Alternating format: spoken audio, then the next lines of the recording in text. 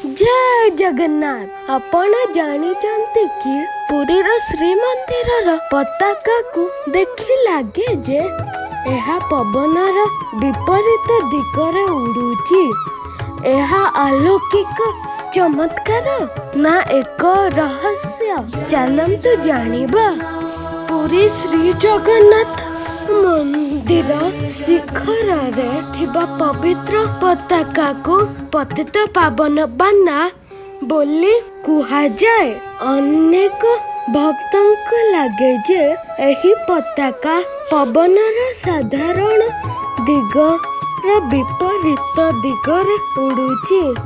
शताब्दी धरी भक्त माने एहाकु महाप्रभु जगन्नाथଙ୍କ दिव्य लीला और कृपार प्रतीक बोली विश्वास करिया सोचंती। एही कारणरू एहा श्रीमंदिरर सबुठु प्रसिद्ध रहस्य मानक मध्यरे गोटिए। प्रतिदिन जने सेवायत प्राय 214 फुट उच्च श्रीमंदिर शिखर को कौनसी आधुनिक सुरक्षा साधन बिना चढ़ी पताका विवर्तन करती। एहा परंपरा शह वर्ष धरी चली आसुची।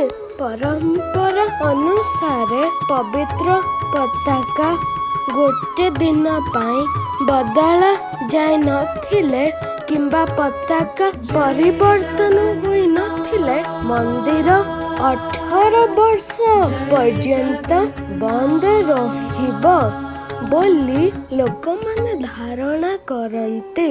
एही रीति लिखित इतिहास रे दिने पाई मध्य छड़ा जायनी। एहा कारणरू एहा मंदिरर सबुठारु अद्भुत परंपरा मध्यरे गणित। आपण एहाकु महाप्रभुको अलौकिक लीला बोली विश्वास करंतु किंबा पवन और मंदिरर गठन सह जड़ित एक अद्भुत घटना बोली भावंतु। एहा पताकार रहस्य आज मध्य लक्ष लक्ष भक्त मानंकु आश्चर्य चकित करिथाए। जय जगन्नाथ। लाइक और फॉलो करने को भूलती नहीं। धन्यवाद।